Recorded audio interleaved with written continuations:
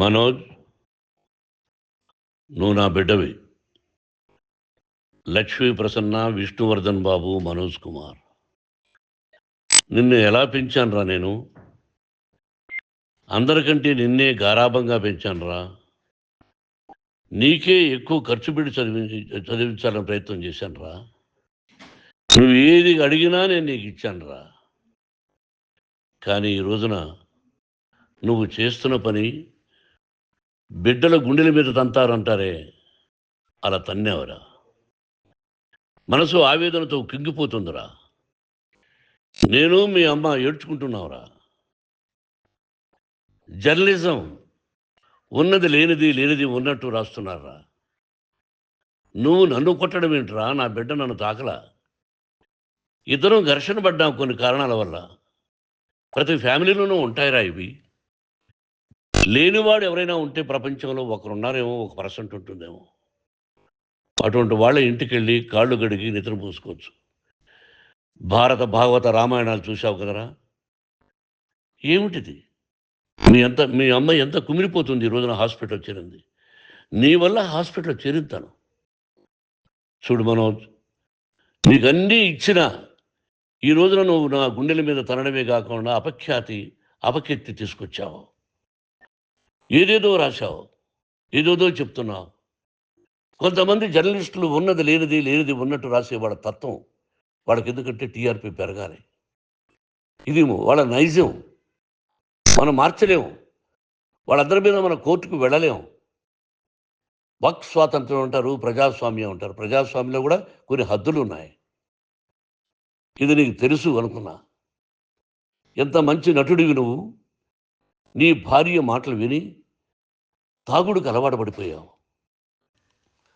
వింటున్నావా మనోజ్? ఎవరిని నమ్మాలో ఎవరిని నమ్మకూడదో పరిస్థితి తీసుకొచ్చావు. విద్యాలయాలు ఎంత గొప్పవిరా.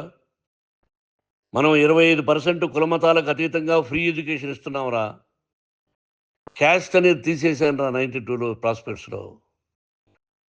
నువ్వు చదువుకున్నావురా. అక్కడ చదువుకున్న బిడ్డలు IAS, IPS అయ్యారా. ఎంతోమంది గొప్పవాళ్ళు అయ్యారా. నువ్వు నటుడుగా ఎంతో గొప్పవాడివి. తాగుడికి అలవాడబడి నువ్వు నీ భార్య ఇంట్లో బిహేవ్ చేస్తున్న విధానం ఆ భగవంతుడు సర్వేశ్వరుడు తెలుసు. భగవంతుడు చూస్తున్నాడు రా. నేను తప్పు చేసినా, నువ్వు తప్పు చేసినా, ఎవరు తప్పు చేసినా. ఎంత అవకాశం ఇచ్చావు మాట్లాడుకునేదానికి అందరికీ. ఇన్ని సంవత్సరాల్లో మన విద్యాలయాల్లో ఒక్క తల్లి కానీ ఒక తండ్రి కానీ ఏమైనా చెప్పారా? ఆ బిడ్డలు మన బిడ్డలు రా. మీరెంతో నాకు అక్కడ ఉన్నవాడు కూడా నా కూతుర్లు, నా కుమారులు. ఎంతమందికి ఫ్రీ ఎడ్యుకేషన్ ఇస్తున్నావు. వాడి దగ్గర ఏది ఆశించరా. నువ్వు ఎందుకు ఇలా తయారైపోయావు? ఎందుకు ఇంట్లో ఉండే పని వాళ్ళందరినీ కొడుతున్నావు? వాడు పని చేసుకోవడానికి మన ఇంటికి వచ్చాడు రా. ఆ పనివాడిని కొట్టడం చాలా మహాపాపంరా. నేను వేరురా. నేను దండించడం వేరురా. నేను ఎవరిని ఆ చిన్న వాళ్ళని కొట్టి ఇచ్చేసి చేయలేదురా. సినిమా ఇండస్ట్రీలో మోహన్ బాబు కొడతాడు, తిడతాడు అంటే అది షూటింగ్లో జరిగి ఉండొచ్చేమో. కానీ ఇంట్లో ఉండి 10 సంవత్సరాల నుంచి 20 సంవత్సరాల నుంచి పనివాళ్ళు ఉన్నారు. నేను ఇంట్లో లేని సమయంలో వాళ్ళందరినీ కొట్టి వాళ్ళ ఫోన్ లాక్కొని ఒకడైతే చచ్చిపోవాలి. వాడు పోలీస్ కంప్లైంట్ ఇచ్చి ఉండొచ్చు. నేను వద్దు అని వాడిని బతిమాలాడు. పోలీస్ కంప్లైంట్ కూడా ఇవ్వలా. ఇంకైనా నువ్వు నీ భార్య మారి బయట ఉండండి రా అన్నాను నేను. లేదు డాడీ, తప్పు చేయలేని ఒకసారి వచ్చావు, మళ్ళీ తప్పు చేశావు, మళ్ళీ వెళ్ళావు, మళ్ళీ ఈసారి తప్పు చేయనన్నావు. ఏమండి వీడు తప్పు చేయడం అని మీ అమ్మ చెప్పింది. ఇంట్లో పెట్టుకున్నా. మళ్ళీ నువ్వు చేస్తున్నది, ప్రతిరోజు నువ్వు తాగుతున్న విధానం నీకే తెలుసు. ఇది ప్రజలు నమ్ముతారా లేదా అనవసరం నాకు. నేను నీకు చెప్తున్నా, ఇంతటితో పులి స్టాప్ పెట్టాలి. 3 రోజుల నుంచి రకరకాలుగా రాస్తున్నప్పుడు నా మనసు ఆవేదనతో ఉంది. మళ్ళీ చెప్తున్నా, Mohan Babu university is greater than temples. Greater than temples.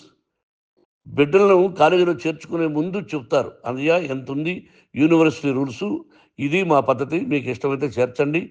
Government బిడ్డలని government ఏమి ఇస్తుందో ఇంత పర్సంటేజీ, వాళ్ళకు కూడా మీ దగ్గర ఎందుకు డబ్బు తీసుకుంటున్నామంటే దానికి అర్థం పరమార్థం చెప్పాము. దొంగతనంగా తీసుకోలేదు. ప్రతిదానికి చెక్కులు ఉన్నాయి. అది అకౌంట్ ఉంది. దానిలో తప్పులు జరిగితే డిపార్ట్మెంట్ ఉంది. కాలేజీలో ఇంకేమైనా తప్పు జరిగితే గవర్నమెంట్ ఉంది. ఇవన్నీ నీకు తెలుసు.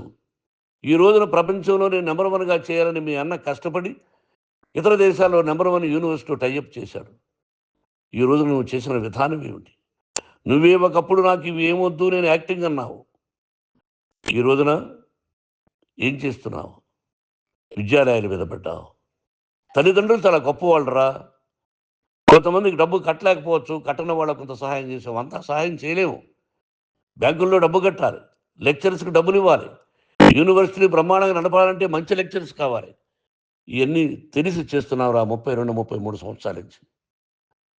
అది పక్కన పెడితే అందరినీ కొట్టడానికి వస్తావు. మీ అన్నం తిడతావు. ఒక వ్యక్తి వినయ్ గారని ఆయన వ్యక్తి హెల్ప్ చేయడానికి వస్తే ఆ వినయ్ ఎవరు లజ్జాగుడికి చంపేస్తాను వాడు అన్నావు. ఇవన్నీ ఎంత తప్పురా? అంటే మీ నాన్నగారికి ఎవరు సహాయం చేయడానికి వస్తే వాళ్ళందరినీ లజ్జాగుడుకులు అంటావు, చంపేస్తానంటావు. మీ అన్నను చంపేస్తానన్నావు. చంపరా చూద్దాం మీ అన్న. నేనే అన్నా. తాకరా నీ ధైర్యం ఉంటే అన్నా. ఎంతమందిని చంపాలనుకుంటున్నావు? ఎంతమందిని చేయాలనుకుంటున్నావు? నువ్వు ఏం సాధించాలనుకుంటున్నావు?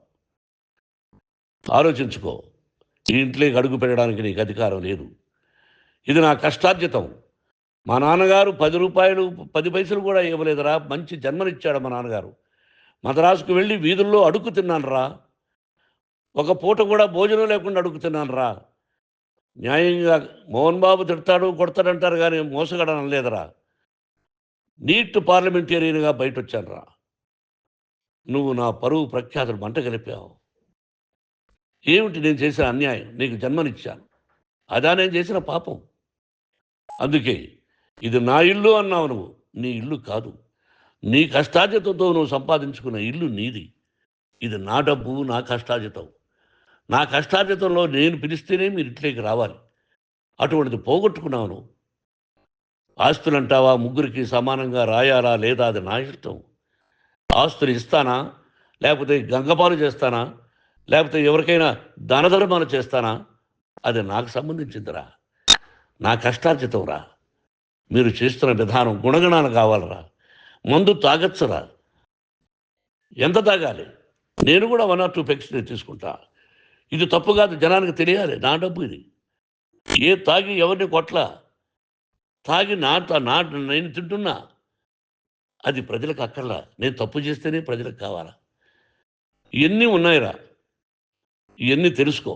జర్నలిస్ట్ సోదరులారా, మీకు నా గతాన్ని తెలుసు, నా భవిష్యత్తు, నేను ఎక్కడి నుంచి వచ్చాను కూడా మీకు తెలుసు. ఈ రోజున మీరు రాస్తున్న విధానం, నా బిడ్డ నన్ను కొట్టాడన్నారు. ఎంత తప్పు! ఈ రోజున నా బిడ్డ మీద కోపంతో అవును చెప్పచ్చు. కాదు, వాడు నా మీద చెయ్యెత్తలేదు. నేను ఘర్షణ పడ్డాం. ఘర్షణ వేరు, కొట్టుకోవడం వేరు. గాయాలతో హాస్పిటల్కి వచ్చి కుంటుకుంటుగా నడిచాడు. మళ్ళీ ఏమని పోలీస్ స్టేషన్కి వెళ్ళి చెప్పాడు. ఎవరో 2 ఉన్నారు, వాళ్ళిద్దరూ నా మీద దాడి చేశారన్నాడు. నా ఇంట్లో పనిచేస్తున్న వ్యక్తుల గురించి పోలీస్ స్టేషన్కి వెళ్ళి చెప్పవలసిన అవసరం అతనికి లేదు, హక్కు లేదు. పోలీస్ డిపార్ట్మెంట్ కూడా తెలుసుకోవాల్సిన విషయం. నా ఇంట్లో ఉండే వర్కర్స్ మీద నేను కంప్లైంట్ ఇవ్వాలి. నువ్వు పర్మిషన్ లేకుండా నా ఇంట్లోకి నువ్వు చొరబడి ఇల్లు నాదంటూ ఇంట్లో పనిచేస్తున్న వర్కర్స్ మీద కంప్లైంట్ ఇచ్చావు. అది ఎంతవరకు పోలీసు న్యాయమో రూల్సో చూద్దాం. పోలీస్ డిపార్ట్మెంట్ ఇంటికి వచ్చింది. వాళ్ళకి రాశాను ఉత్తరం. అయ్యా, నేను సీనియర్ సిటిజన్ని, నాకు రక్షణ లేకుండా ఉంది. నా బిడ్డ వల్ల నా ఇంట్లో నుంచి నా బిడ్డను పంపించేసి ఇది నా ఇల్లని. వాళ్ళు నాకు సమాధానం ఇవ్వలేదు. ఇవ్వకపోగా ఎవరిని పట్టించుకోలేదు. ఇప్పుడు పోలీసు వాళ్ళు వచ్చి ఏమండి రూల్స్ ప్రకారం నా బిడ్డ ఇంటికి రాకూడదంటే మాకు హయ్యర్ డిపార్ట్మెంట్, హయ్యర్ అథారిటీ వాళ్ళు ఫోన్ చేశారు. మీరు ఎవరిని స్టాప్ చేయొద్దండి, బయట నుంచి ఎవరైనా వస్తే వాళ్ళని స్టాప్ చేయండి అన్నారు. 2 రోజుల నుంచి 10 మంది 20 మంది వస్తున్నారు. వాళ్ళు అలా చూస్తూ నిలబడ్డారు. వాళ్ళు ఫోటోలు తీసుకున్నారు. వాళ్ళ మీద మళ్ళీ వదిలేస్తున్నారు. ఎవరిని నిందించాలి? But I give respect to the police department. వాళ్ళకి ఎవరు ఏ అధికారి ఫోన్ చేశాడో, ఆ అధికారికి ఏ పొలిటీషియన్ చేశాడో అది వాళ్ళకే వదిలేస్తున్నా. కాబట్టి వాళ్ళు పోలీస్ కంప్లైంట్ ఇచ్చినా కూడా మేము సంబంధం లేదని అంటున్నారు కాబట్టి నేను నా బిడ్డను నిన్ను నాపు చేస్తున్నా. నువ్వు ఇంట్లోకి వచ్చే అధికారం నీకు లేదు.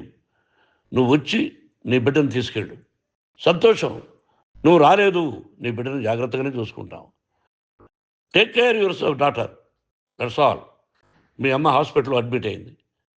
రేపో ఎల్లుండో మీ అమ్మను పిలిపించి బాగైన తర్వాత ఇదిగో నువ్వు నీ కొడుకు బిడ్డను తీసుకెళ్ళి వాడికి అప్పచెప్పని చెప్తాను పోలీసు వాళ్ళ ఆధ్వర్యంలో. ఇది 100% జర్నలిస్టు సోదరులారా, పులి స్టాప్ పెట్టండి. మీకు కుటుంబాలు ఉన్నాయి, మీ యజమానులకు కుటుంబాలు ఉన్నాయి. మీ కుటుంబాల విషయాలు, మీ యజమానుల కుటుంబాల విషయాలు మేము ఎవరు జోక్యం చేసుకోరా. మేము నటీనటులం. మాది తప్పుంటే నటుడుగా నన్ను ఫెయిల్యూర్ అని రాయండి, నా నటన బాగలేకపోతే రాయండి. బట్ ఇంటి లోపల సందులో నుంచి చూస్తూ తప్పు చేస్తున్నామని ఉన్నది లేనిది ఉన్నట్టు రాయకండి. మీకు నా హృదయపూర్వక నమస్కారాలు. ఇన్ని రోజులు హృదయపూర్వకంగా ఎంకరేజ్మెంట్ చేశారు. ఆ ఎంకరేజ్మెంట్కు నమస్కారం చేసుకుంటూ I love you all. I love you police department. మీరు న్యాయంగా ధర్మంగా నడుచుకోండి, ఎవరికి తొత్తుల్లాగా ఉండొద్దండి అని మనవి చేసుకుంటూ నేను సెలవు తీసుకుంటాను. Thank you very much for all the journalist. ఇక్కడ ఫుల్ స్టాప్ పెట్టండి, ఫుల్ స్టాప్ పెట్టండి. Thank you very much.